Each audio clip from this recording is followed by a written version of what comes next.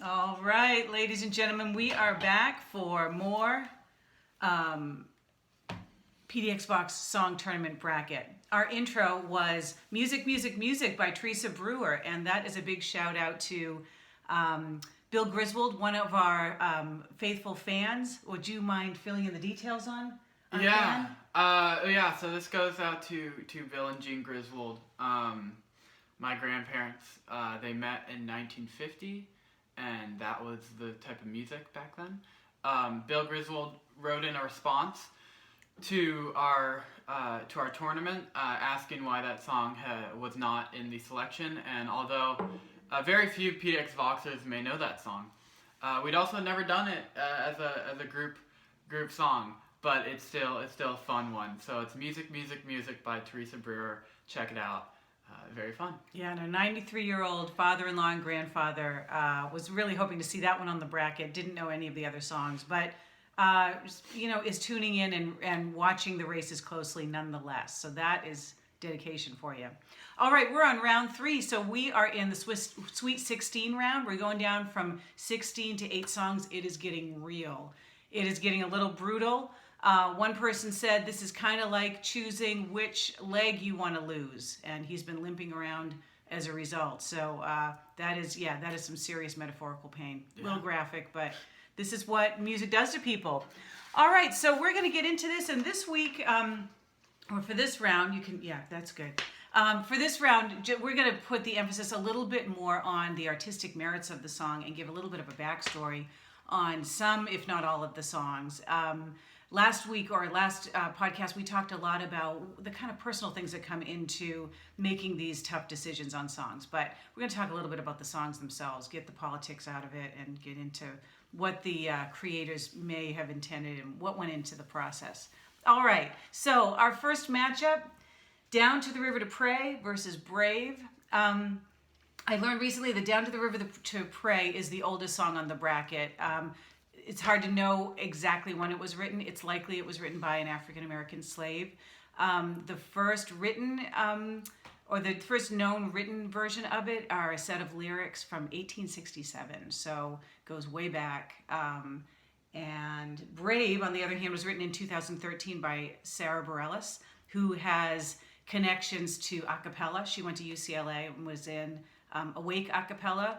And I also, another a cappella connection is that the Brave video, which is a super popular dancey video, was directed by Rashida Jones, who also has an a cappella connection to my a cappella group, the Harvard Opportunes. So we could go on, but we have a lot of songs to get to. So between this matchup, the winner is Brave by Sarah Bareilles. So that one will be going on to the Elite 8. Cool. The first entrance into the quarterfinal. Exactly, yeah. Do you want to take the lead on this next one? So the next one is Somebody to Love by Queen against Good Vibrations by the Beach Boys. So starting with Good Vibrations, this was done in large part to the Beach Boys member Brian Wilson. He had suffered a nervous breakdown, wasn't touring, so he was back home at his studio working on music, and so he was going through a lot of different sounds, some pet sounds. Okay, he was going through a lot of different instruments, a lot of sounds, and when he did that, they stumbled across Good Vibrations, and it's a very, very beautiful song.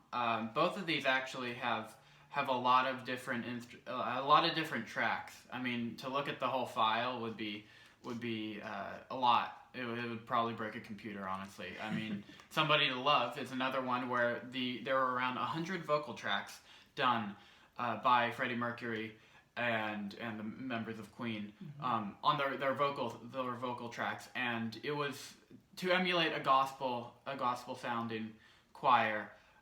They just re-recorded.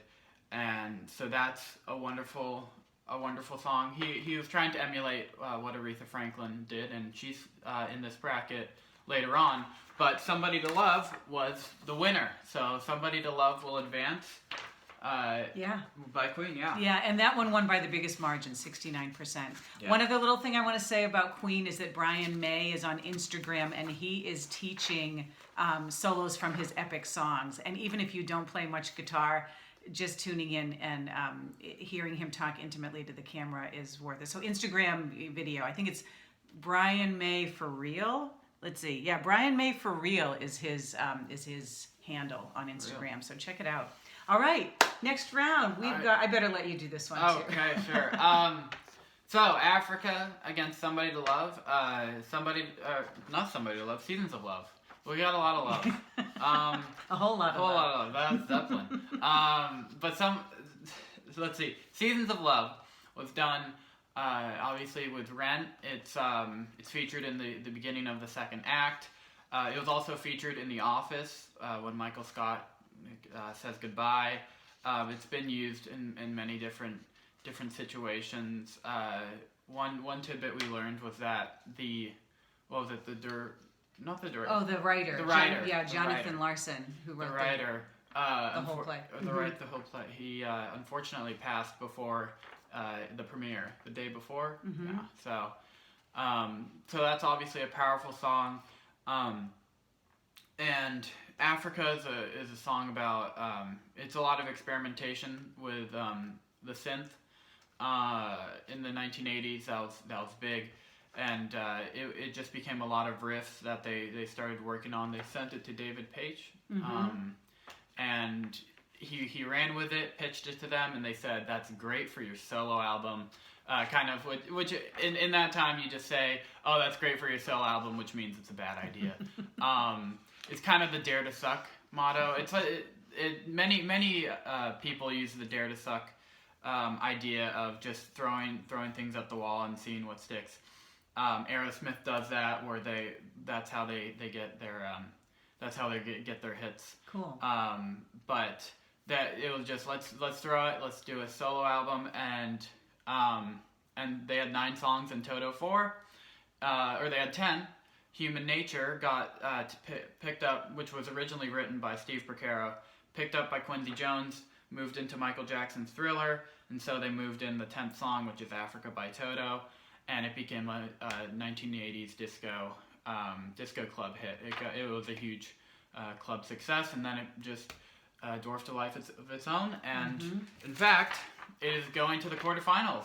Yeah. Africa won. Africa still survives despite the controversy, and I mean, Toto is such a polarizing band, so we don't have to tell you. All right, next up we've got In Your Eyes versus Hallelujah. I will say this was the closest race. It went back and forth between the two. In Your Eyes was from Peter Gabriel's album So. He brought in a lot of great guest musicians, including Stuart Copeland. That was actually on Red Rain and a couple of other tracks on that album. But what's his name? Yasu Endower. Forgive me if I butcher the name, but he did the backing vocals on the outro that are incredibly striking. He's a Senegalese superstar, songwriter, singer, band leader. And then Hallelujah, of course, hugely popular. One thing I did learn, though, is that when the song first came out in '84, it wasn't all that popular.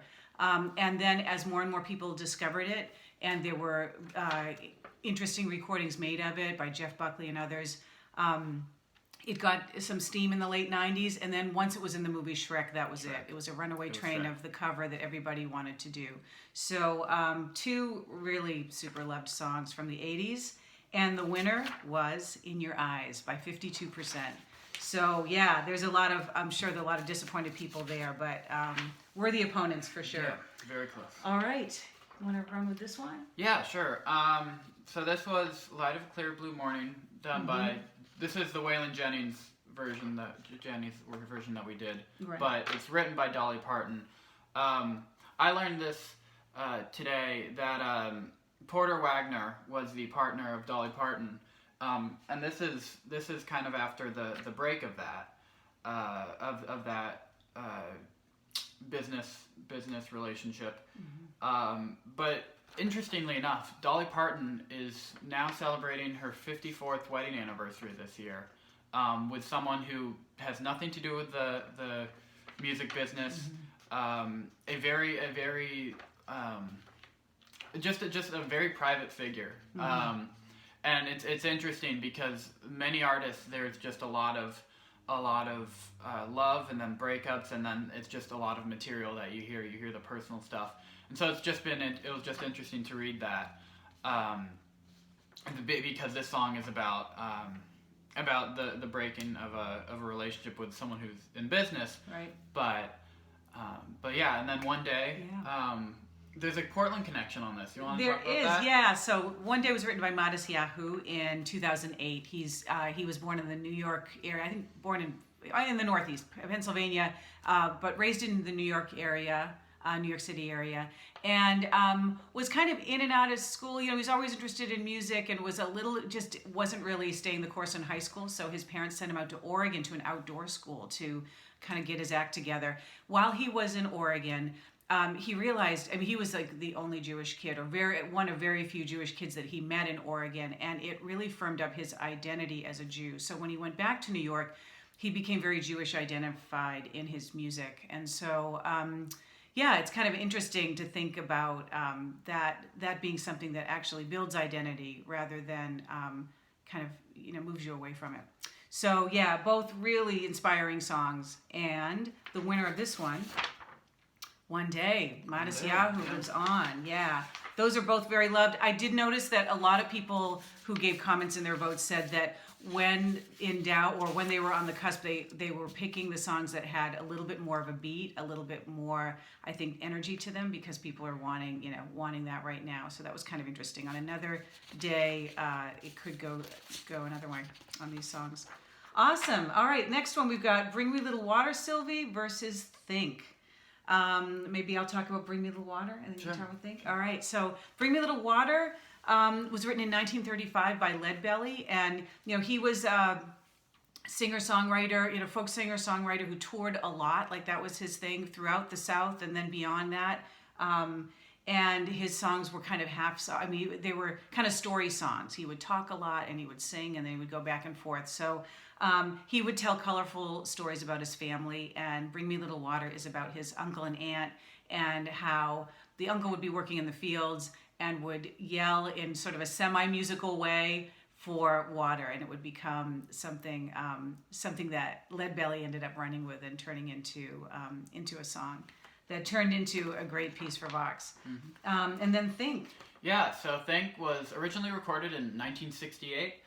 It was re-recorded in 1980 for the movie The Blues Brothers.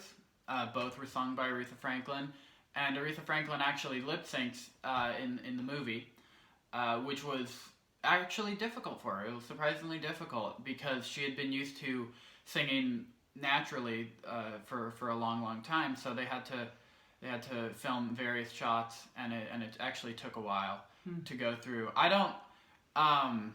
don't understand why they didn't just have her sing and then overdubbed it, but that's besides the point. But yeah, it was written by her and then her then husband Ted White, and she had multiple husbands.